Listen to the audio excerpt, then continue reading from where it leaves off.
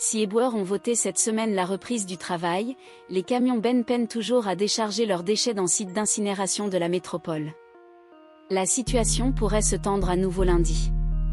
Prairie de Mauves, à l'est de Nantes. Au sol, une longue traînée noire et des poubelles à moitié carbonisées fument.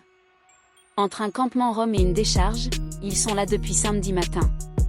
Les forces l'ordre pour assurer le transport des ordures jusqu'à leur destination, et tenir à distance la vingtaine de piquets grève qui bloquaient l'usine depuis maintenant 2 semaines. Sardine de Patrick Sébastien dans l'odeur du plastique brûlé, Patrick Guiziou, délégué CGT cette filiale de Séché Environnement, prévient sous sa casquette « L'Interpro ne s'interdit pas bloquer à l'avenir, peut-être la semaine prochaine ». L'immense usine LCA est un maillon clé de la gestion des déchets de la métropole nantaise.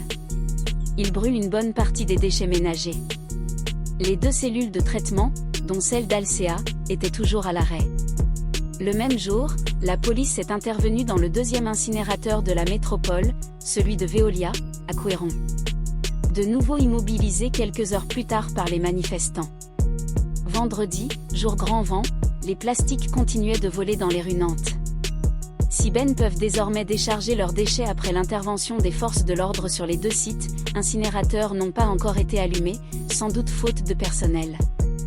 Ce samedi midi, ils sont encore une vingtaine à être présents devant Alcea, mélange grévistes, d'étudiants et de membres la solidarité interprofessionnelle. Il reste encore des clémentines et un cubi de syrah au sol. Face à eux, le cordon policier ne se tord pas, inflexible même quand le son des sardines de Patrick Sébastien monopolise les enceintes. Seul un participant s'agace, « Franchement, je ne sais pas qui a mis ça ». À côté, Gérard et Arnaud peinent à entretenir leurs cigarettes roulées allumées au courant d'air. Ces 2 salariés sont au piquet depuis une quinzaine de jours même s'ils ont parfois repris le travail, en pointillé, car il fallait les rémunérer. De toute façon, il n'y avait rien à faire. L'usine a été fermée. Ils disent attendre les décisions de l'Interpro pour savoir ce qui se passera ensuite. Ils nous ont beaucoup soutenus, ont maintenu une présence sur place, auprès des étudiants, du personnel du CHU. À 56 ans, Gérard a les traits bruns de ceux qui se lèvent tôt. Il est employé ici depuis 33 ans, travaille en équipe de 3 à 8 et pas mal de week-ends.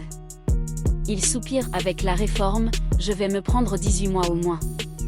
Il nous assure que c'est la grève la plus longue qu'il ait jamais connue ici. Et pourtant, il y en avait d'autres. Quoi qu'il arrive, reprise du travail ou non, il faudra attendre au moins 30 heures pour que les fours montent en température, précise-t-il.